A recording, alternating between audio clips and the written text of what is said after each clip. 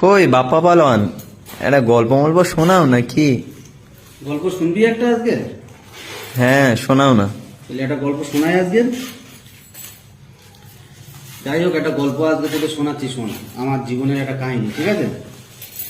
চিড়িয়াখানা জানিস তো?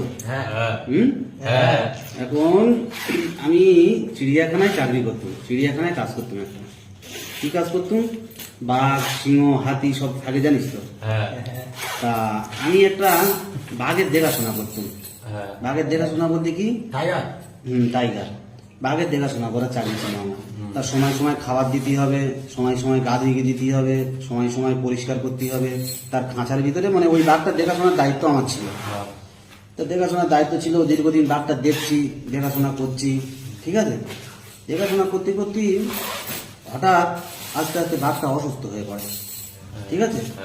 বাঘটা যখন অসুস্থ হয়ে